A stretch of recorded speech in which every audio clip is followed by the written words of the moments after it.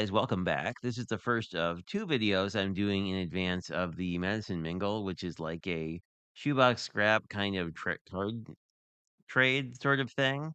It's my first year going, and really it's my first in-person event, so it'll be interesting.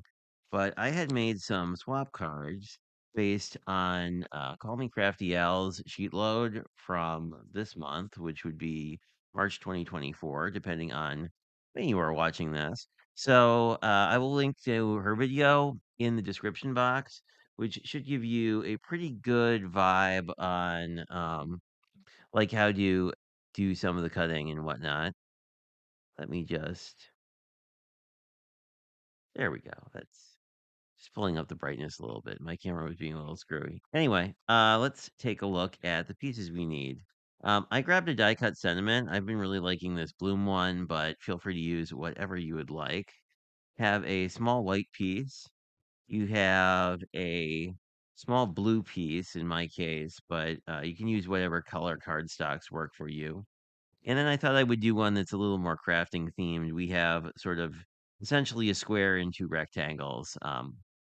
As mentioned, the link to the original how-to video from Call Me Crafty Al will show you how to cut this times 12 so that you can actually make a big set of these if you want.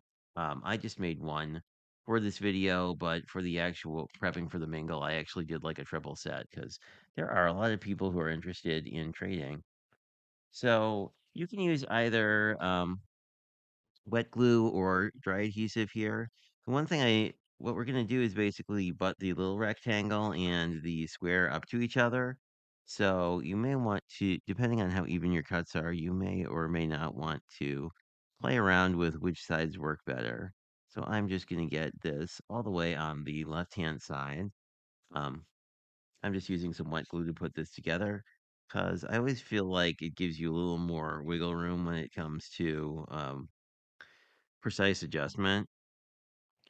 The if I was doing this with tape, which as you can see, this cut here is not super duper even. So, and here you see that I'm a little over. So what I'm going to do is actually just mat this corner piece where I want it. You will get this little oddity here. If it was a big deal, you could certainly cover it up with something. But this is basically how the base goes together. And get a very small border around the edge. I thought that these two, they're the same pattern, they're just in different colorways would be pretty cool.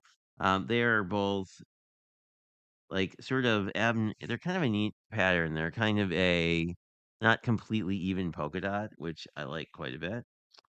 Then we're going to assemble this piece. I'm going to take my cardstock and I'm going to take my remaining rectangle.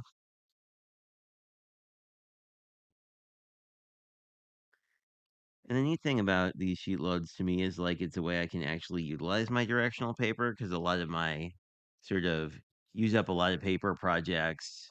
And here you can see how this will mat out. So basically, what we're going to do is eventually get this here. And I think I will just glue this down. Anyway, I have wind up with picking up a lot of the discount Michaels pads. So, um, oh, and as usual, make sure your card is the right way around. And we're just going to put this in the middle. There we go. And we're gonna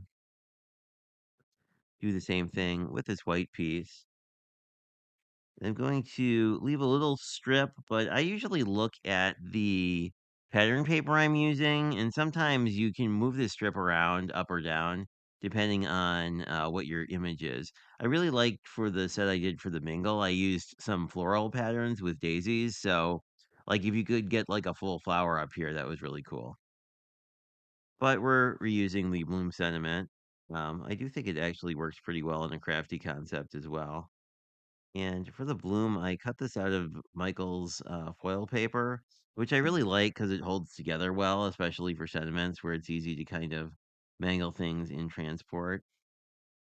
So I am just going to get that down.